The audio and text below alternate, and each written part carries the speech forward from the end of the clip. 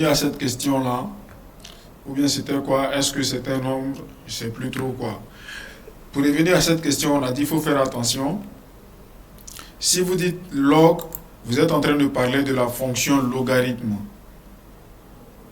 Et on sait qu'il y a plusieurs fonctions logarithme en fonction de la base qu'on a choisie. Justement, on ne dit pas juste logarithme, on dit logarithme de base A. On précise la base quand on parle du logarithme.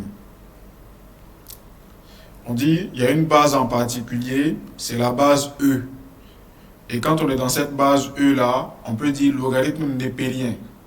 Là c'est ln, ce qu'on a appris, on a mieux appris. Mais donc le logarithme en toute généralité c'est une fonction. Donc poser la question de savoir si une fonction est un nombre rationnel, je prends un exemple, je ne sais plus trop c'était quoi la question, mais poser la question de savoir si une fonction est rationnelle, c'est pas très clair. Il y a des fonctions rationnelles qu'on sait définir, bon ça on les définit dans un autre cadre. Quotient de deux polynômes, c'est une fonction rationnelle. On n'est pas en train de parler de ça. Autrement, je change mon exemple et je reprends la question.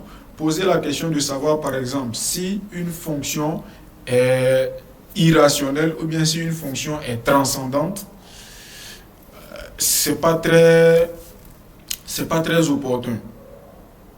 Du moment où le logarithme dont on est en train de parler, par exemple, comme on l'a dit, c'est une fonction à valeur dans R. Et en tant que fonction à valeur dans R, elle peut prendre des valeurs qui sont entières, elle peut prendre des valeurs qui sont décimales, elle peut prendre des valeurs rationnelles, comme prendre des valeurs, dans tous les cas, qui sont réelles. Donc si ce n'est pas rationnel, c'est réel, c'est irrationnel, je veux dire.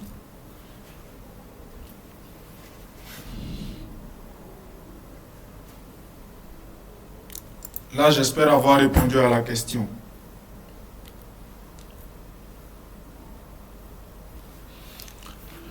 J'espère avoir répondu à la question.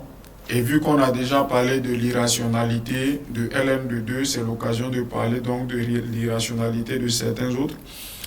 Et tout à l'heure, d'ailleurs, on l'a vu sur le graphe qu'on a partagé. Je vais essayer d'ouvrir, je vais ouvrir l'onglet.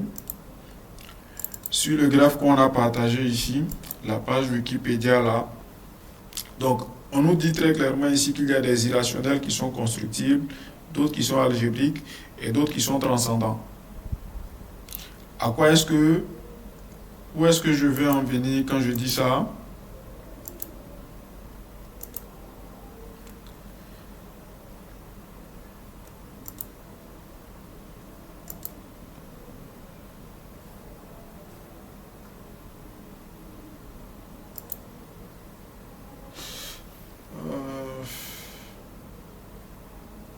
Vous ne voyez pas ce que je suis en train de partager.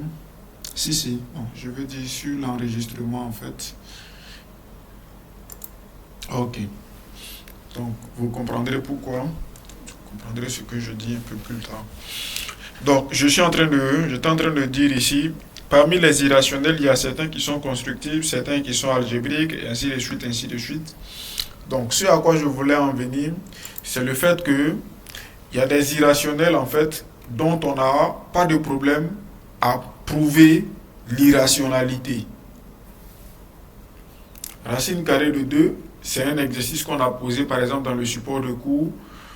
On sait montrer que racine carrée de 2 n'est pas rationnelle. Disons, on sait aisément montrer ça. On sait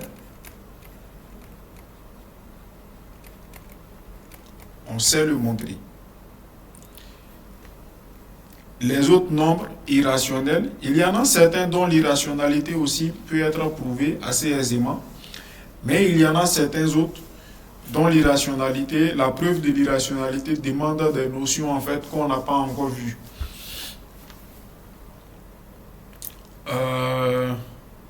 Par exemple, l'irrationalité de E, donc le nombre de l'heure. L'irrationalité de E, c'est pas évident d'y arriver.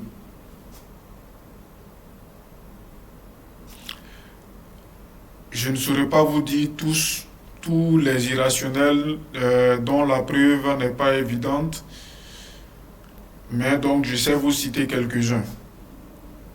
E, pi, bon, il y a certains dont on a réussi à prouver l'irrationalité, il y a certains d'autres encore qui restent à prouver. Et comme j'ai dit, la preuve n'est pas évidente, il y a certaines preuves qui font appel à des notions que par exemple nous ici, on n'a pas encore vues. En fonction de notre niveau, je vais dire. J'essaie de me rappeler de... J'essaie de me rappeler de ça. Bon, on va y revenir le temps que ça me revienne à l'esprit. Ok, donc, ce que je disais tantôt, j'espère qu'on a répondu à la question de... C'était qui encore? De la dame. Par rapport à irrationalité, rationalité du logarithme et les nombres transcendants et tout ça. Monsieur Keita Daouda, oui, allez-y. Oui, bonjour. Mhm.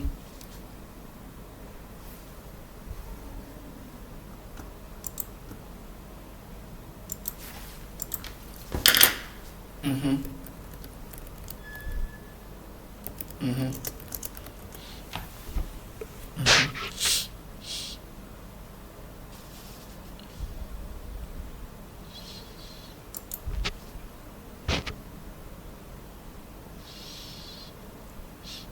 Euh,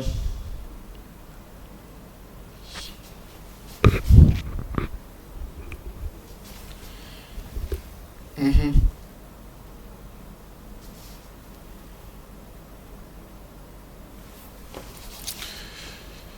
Bon, ok, regardez.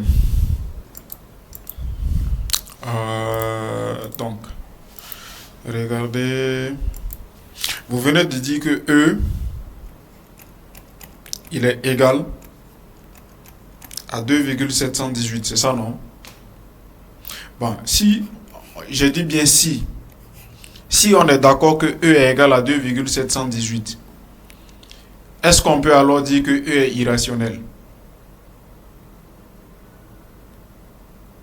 Pourquoi?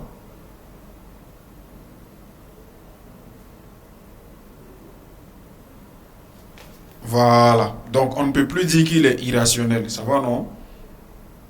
Donc, vous comprenez que ce que vous êtes en train de proposer, ça ne va pas passer.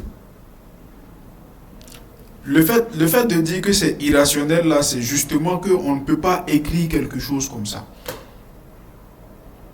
On ne peut pas écrire E égale une écriture décimale comme ça. On ne peut pas l'écrire. Et c'est comme je dis, ça renvoie à un aspect, disons, ça renvoie à l'un des objectifs les plus importants du cours d'analyse 1, l'approximation des nombres réels. L'approximation des nombres réels. Ou bien si on veut être plus précis, on va dire l'approximation des nombres irrationnels. Parce que justement, comme il est irrationnel, la partie décimale là, elle est illimitée. Non seulement elle est illimitée, non, elle est illimitée et elle est non périodique. Illimitée et non périodique, c'est ça qui ramène à l'irrationalité. Et le fait que ce soit irrationnel là, on ne sait pas obtenir la valeur exacte. Vous comprenez? On ne sait pas obtenir la valeur exacte. On ne peut que construire des valeurs approchées.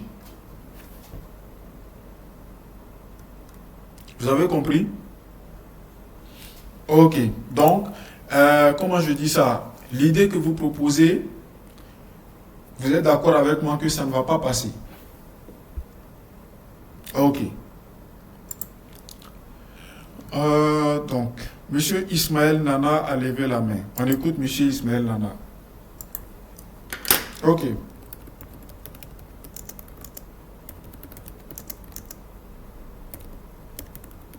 Bonjour, monsieur Nana, allez-y.